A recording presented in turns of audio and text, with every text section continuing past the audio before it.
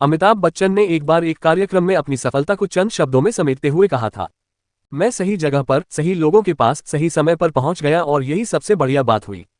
और यही बात राजेश खन्ना के मामले में उल्टी हो गई। 1969 की आराधना से लेकर 1972 तक लगातार हिट फिल्मों की झड़ी ने राजेश खन्ना को भारत का पहला सुपरस्टार बना दिया। उनके पीछे लाखों दीवाने थे। लड़कियां उन्हें खून से खत लिखा करती, सड़कों पर उनके पोस्टरों को फूलों से सजाया जाता, उनकी कार जहां से निकलती वहां लड़कियां चूमकर धूल उठा लेती। वो किसी परीक्षा के राजकुमार जैसे लगते थे, हैंडसम, रोमांटिक और कैमरे के सामने जादू रच देने वाले। लेकिन कहते हैं ना, सफलता जितनी बड़ी होती है उसे संभालना उतना ही मुश्किल होता है। राजेश खन्ना इस सुनहरी सफलता को संभाल नहीं पाए। धीरे धीरे वे इस भ्रम में रहने लगे कि वे कभी असफल हो ही नहीं सकते। शूटिंग पर देर से पहुंचना, निर्देशकों को इंतजार कराना और अपने चारों तरफ चापलूसों की भीड़ बनाए रखना, ये सब आम हो गया था।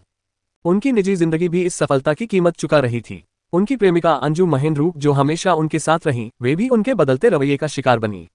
मेरे जीवन साथी जैसी फिल्में फ्लॉप होने लगीं, लेकिन खन्ना को यकीन था कि फिल्में भले ना चले, राजेश खन्ना तो अब भी सुपरस्टार हैं। उसी दौरान एक नया चेहरा आया, लंबा, दुबला और गहरी आवाज वाला अमिताभ बच्चन। फिल्म जंजीर के जरिए उन्होंने एंग्री यंग मैन के रूप में एंट्री ली।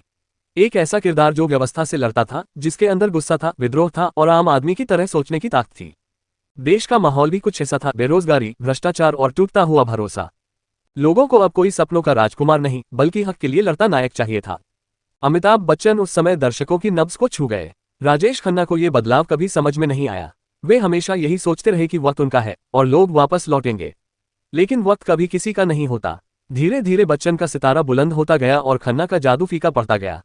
आज जब अमिताभ बच्चन कहते हैं कि वे सही समय पर सही जगह सही लोगों के पास पहुंच गए, तो ये बात सिर्फ उनकी नहीं, बल्कि उस पूरी फिल्मी दुनिया की तस्वीर को बयान करती है, जहां वक्त और नब्ज को पहचानने वाला ही टिकता है।